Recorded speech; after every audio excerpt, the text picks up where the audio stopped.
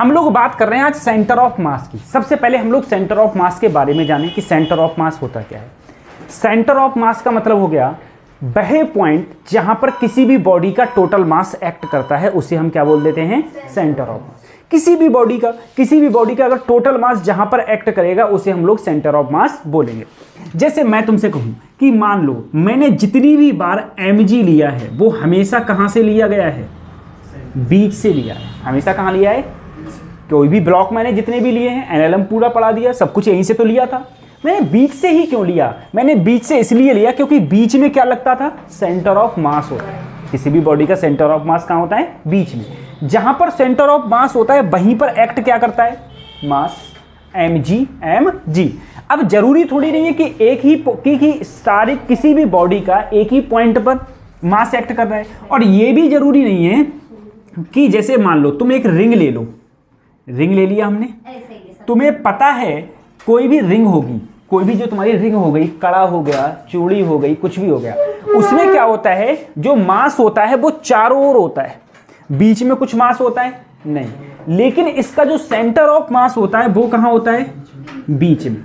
तो ये भी जरूरी नहीं है कि सेंटर ऑफ मास वहां पर लाई करे जहां पर बॉडी का मास है, जहां बॉडी का मास है, ये भी जरूरी नहीं है। ऐसा भी हो सकता है कि सेंटर ऑफ मास वहां पर लाई करे जहां पर बॉडी का मास है ही नहीं, वहां पर भी लाई कर सकता है। ठीक है, इसे रिंग का केस है। रिंग में चारों ओर मास होता है लेकिन बीच में मास नहीं होता। अगर बीच में मास नहीं है लेकिन फिर भी सेंटर ऑफ मास कहां पर लाई कर रहा है, इसका बीच में लाई कर रहा है। ठीक है, ये चीज हो गई, एक ये चीज हो गई। और एक चीज और ध्यान, जैसे मान लो मैंने कहा मेरे पास में कोई बॉडी है, कोई भी बॉडी, जैसे मान लो अगर हम ही हैं, हम यह बोर्ड है, ये व्हाइट बोर्ड, कोई इसका टोटल मास अगर मैं कहूं तो वो कहां लग रहा होगा, बीच में कहां लगेगा सर, नीचे की ओर लग रहा होगा, ऐसे तो बोलूंगा। लेकिन क्या मुझे बताओ, क्या अगर मैं इतना टुकड़ा तोड़ दूं, क्या इस टुकड़े का मास नहीं होगा? लेकिन इन सारे टुकड़ों का मास एक जगह एक्ट कर रहा होगा, जिसे हम क्या बोलेंगे, सेंटर ऑफ मास। जैसे मान लो मैंने कहा मेरे पास में मैंने एक ओरिजिन ले लिया, ठीक है, ये ओरिजिन हो गया, मूल बिंदु हिंदी में बोलते हैं। एक मास मान लो m1 है, एक मास m2 है, एक मास m3 है, एक मास m3 है, और एक मास m4। ऐसे बहुत सारे मास हैं, n मास हैं। मुझे बताओ, अगर मैं यहाँ से ये डिस्टेंस मेरी r1 हो, ये डिस्टेंस r2 हो, ये डिस्टेंस r3 हो, ये डिस्टेंस r4 हो, अरे यही तो डिस्टेंस है सर, ये डिस्टेंस है। अगर मैं कहूं बताओ इन सब मासेस के द्वारा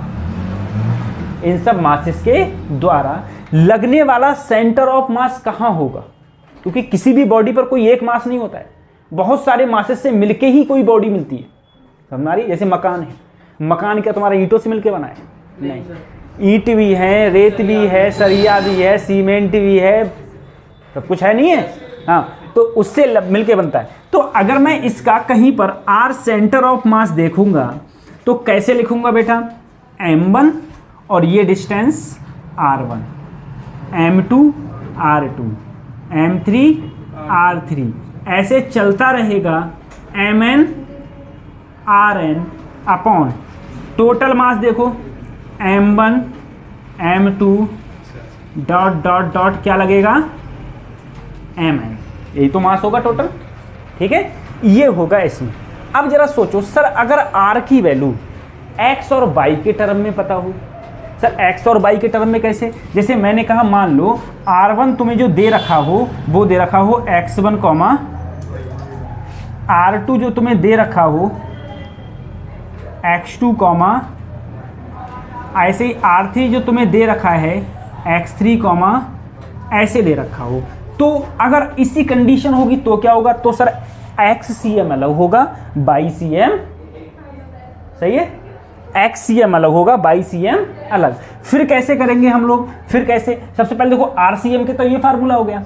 अब जैसे मान लो मैं इसी को कोई बात कहूँ, मैंने कहा मान लो मेरे पास में एक मास है तुम्हारा m1 और एक है मास है m2, ये ऐसे बनाई गई है, ये x है और ये क्या है, y है। सर मैंने जब यहाँ से लिया, यहाँ से ऐसे लिया, इसे मैंने पॉइंट माना x1, y1, ये पॉइंट माना मैंने x2 बाई 2, ये हो गया।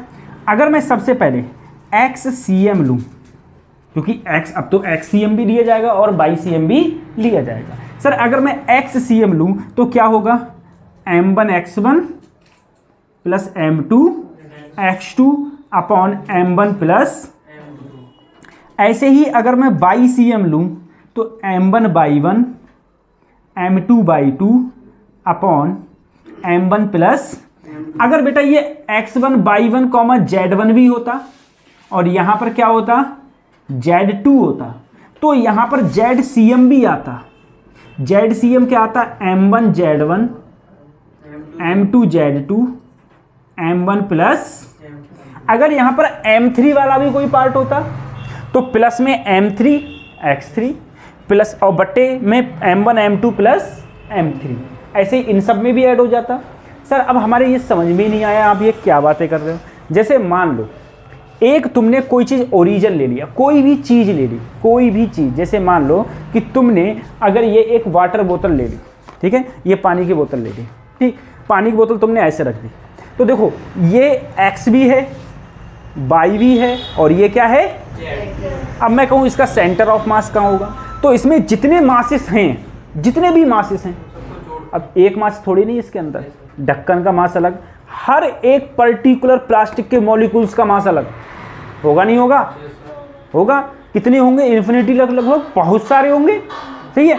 सबका अगर मैं एक ओरिजिन के थ्रू देखूंगा, जैसे मान लो अगर मैंने यहाँ पर कोई एक ये ढक्कन मान लो, ये ढक्कन मान लो, ठीक है, ये ऐसे रखी हुई है, ओरिजिन ये है ओरिजिन, तो इसका x वाला कंपोनेंट भी होगा, y वाला कंपोनेंट भी होगा, और तो सबसे पहले जैसे ढक्कन हो गया, ऐसे बहुत सारे मासेस हैं इसके अंदर, सबके क्या लगा दिया, सबके लिए ये लगाओगे m1 x1 m2 x2 लगा के क्या निकालोगे, XCM BCM और क्या निकालोगे, ZCM, ये सारे की सारे हम निकालेंगे। क्वेश्चन करते हैं इसका एक। सर इसमें कहा मेरे पास दो बॉडी है, एक का मास ये है, एक का मास ये है। देखो कोई भी जो मास हो ना ऐसे लिखना, यहीं पर पेपर में ऐसे करना, इसे m1 मान लो और इसे क्या मानना, m2। देखो x1/1 x2/2, calculate coordinates the centre of मास। सबसे पहले क्या निकालो, XCM। XCM क्या होता है सर, m1 क्या है 1, x1 1, m2 क्या है बोलो 2, x2 क्या है -1। टोटल मास जोड़ दो, टोटल मास क्या हो गया सर 1 + 2, तो क्या आया 1 - 2 अपॉन -1/3, क्या आया देखो -1/3 तो आएगा, -1/3, ठीक है। m1 x1 plus m2 x2 upon m1 plus m2, ये आ गया नहीं आ गया, ठीक है। अच्छा BCM देखो, BCM बोलो m1 क्या है 1, y1 क्या है सर तुम्हारा 2 प्लस m2 क्या है तुम्हारा 2, y2 क्या है तुम्हारा 3, नीचे टोटल मास जोड़ दो, 2 एकम 2, 3 दूनी 6, कितना हो गया 8/, यही तो आया, यही आया। अब देखो अगर मैं सेंटर ऑफ मास लिखूंगा तो कैसे लिखूंगा, देखो सेंटर ऑफ मास XCM और BCM तुम्हारे कितने आए -1/3, 8/3, ठीक है। ये क्या है तुम्हारा XCM और ये क्या है तुम्हारा BCM। सिंपल सा क्वेश्चन हो गया, आंसर हो गया। अगर देखो ये वाला क्वेश्चन तुमसे कहा, अब देखो तुम्हें 3 मास दे दिए, क्या दे दिए, अब यहां पर R1 R2 R3 के टर्म में है और तुमसे क्या पूछा सेंटर ऑफ मास, तो तुम बोले अब तो कोई दिक्कत नहीं है, इधर देखो m1 R1 m2 R2 m3 R3 upon m1 m2 m3। m1 कितना है सर 1, R1 कितना है तुम्हारा बोलो, तो बोलो I + 4j + k, m2 कितना है तुम्हारा m2 2, R2 कितना है I + j + m3 कितना है तुम्हारा 3, R3 तुम्हारा कितना है 2I - j - 2k।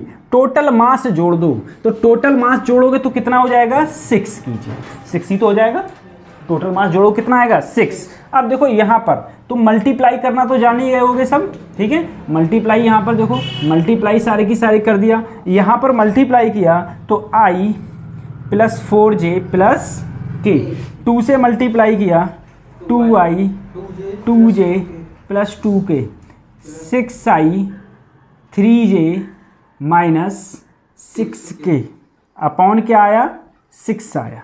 ठीक है, अब देखो 2 और 1 3, 3 और 6 और 3 9 आई, ये हो गया।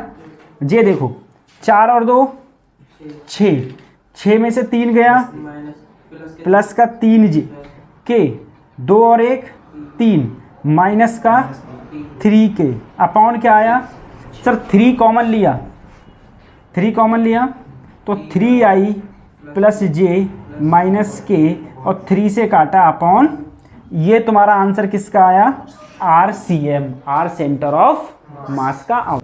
तुमसे कहा गया इसका सेंटर ऑफ मास पूछा गया है, तो सबसे पहले तुम कोऑर्डिनेट्स निकालो कि कोऑर्डिनेट्स तुम्हारे क्या होंगे।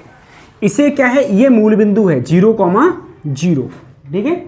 अब सोचो सर ये x में चलिए, x वाली पर क्या 0 होता है सर, y क्या 0 होता है, ये दूरी 1 है तो ये क्या हो गया 1,0। अरे x हो गया 1 और y क्या हो गया, इस लाइन पर देखो क्या 0 होगा y पर, क्या x 0 होगा, और y की लेंथ क्या है सर, अरे ये 1 मीटर ही तो है, क्या हो गया 1 हो गया। अब तुम यहां देखो, यहां पर अगर तुम देखें तो यहां पर x भी क्या है 1 और y भी क्या है, तो 1,1 हो गया 1, अब बस डाल लो सर, इधर देखो इसे मान लो x1 y1, इसे मान लो x2 y2, इसे मान लिया x3 y3, इसे मान लिया x4 y4। अब जरा सोचो, सबसे पहले सर अगर मैं XCM देखूं, XCM में क्या M1 1 है, ये क्या हो गया x1 0 प्लस M2 देखो 2 है 1 plus 3 into 1 plus 4 into x क्या है, अरे 0 ही तो है, देखो M1 x1 M2 x2 M3 x3 M4 x4 upon total mass जोड़ दो 1 प्लस 2 प्लस 3 प्लस 4, यहाँ आएगा 5 आएगा, 3 बन जा 3, 2 बन जा 2, ठीक है 2 और 3 5, ये तो 0 हो गया, तो 5 अपॉन, ठीक है नीचे कितना हो गया, नीचे कितना हो गया 10 हो गया, यानी कि आंसर क्या आया 1/2, क्या आया। अब क्या निकालो सर, बोलो बाई सी एम निकालोगे तो सर वही 1 इंटू 0 M2 क्या है 2, बाई की वैल्यू क्या है यहाँ, बोलो 0, 3 बाई की वैल्यू क्या है सर 1 प्लस 4 बाई की वैल्यू क्या है यहाँ पर 1, क्या है 1 अपॉन टोटल मास जोड़कर कितना आ रहा था 10, ये भी 0 ये भी 0, ऊपर क्या हो गया 7, तो 7y। तो बताओ मुझे सेंटर ऑफ मास कितना आया तुम्हारा 1/2, 7y, ये आंसर हो गया। अगर मैं इसके कोऑर्डिनेट्स की बात करूं, ये तो 0,0 आ गया, और ये तुम बोले सर ये तो x पर है, x पर 1 और y क्या होगा 0, बोले ठीक है ये तो होगा। लेकिन अब इस वाले की दिक्कत आ गई, इस वाले की दिक्कत आ गई बहुत लंबी वाली। अब क्या करें इस वाले के लिए, सबसे पहले तो ये तुम लोग ये जानते हो ये एंगल कितना है, बोलो 60 डिग्री।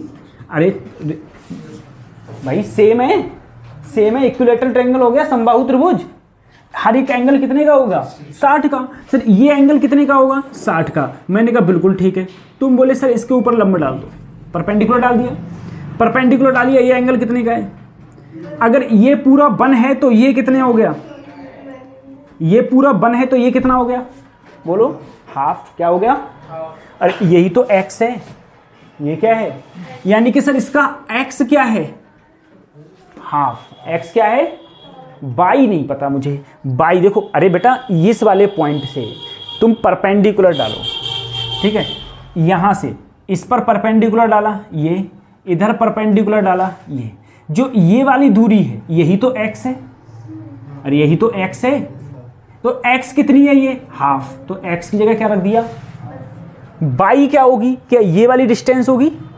अब ये डिस्टेंस मैं कैसे निकालूं, मेरे तो समझ में ही नहीं आ रहा है सर जी, कैसे निकालूं ये वाली डिस्टेंस, क्या मुझे बताओ। ये वाली दूरी क्या है 1, अरे ये क्या है 1, तुम्हें निकालनी है ये, तो थीटा के सामने ये क्या होता है परपेंडिकुलर लंब, और ये क्या है, हाइपोथेनियस कर्ण। तो हाइपोथेनियस और किस में होता है ये, साइन थीटा में। एंगल कितना है, 60। साइन 60 की वैल्यू क्या होगी जल्दी बताओ, परपेंडिकुलर अपॉन हाइपोथेनियस, परपेंडिकुलर अपॉन हाइपोथेनियस। तो अगर मैं मल्टीप्लाई करूंगा तो P बराबर साइन थीटा यानी कि √3/, यानी कि बाई वाला कंपोनेंट कितना आया सर, √3/, और x वाला कंपोनेंट यही तो था x क्या है, आधा 1/2। अभी मैं बता दूंगा कैसे आ रहा है, ठीक है सर। अब मान लो x1/1, x2/2, x3/3 हो गया। अब रखो फटाफट फार्मूला। सर XCM देखूं मैं, बोलो m1x1 plus m2x2 m3x3 upon m1 plus m2 plus m3। Sir m1 कितना है बोलो, 2 है, कितना है 2, ये क्या हो गया 0। m2 क्या है सर 4, x2 क्या है, x2 देखो 1, x2 क्या है 1, m3 क्या है तुम्हारा बोलो 6, और वो क्या है 1/2। नीचे टोटल मास जोड़ दो, 4 और 2 6, और 6 कितने हो गए 12, यही तो आ गए। ऐसे ही क्या निकाल लोगे, बाई CM, ऐसे क्या निकाल लोगे, XCM निकाल लोगे, ऐसे ही बाई CM निकालोगे, ठीक है।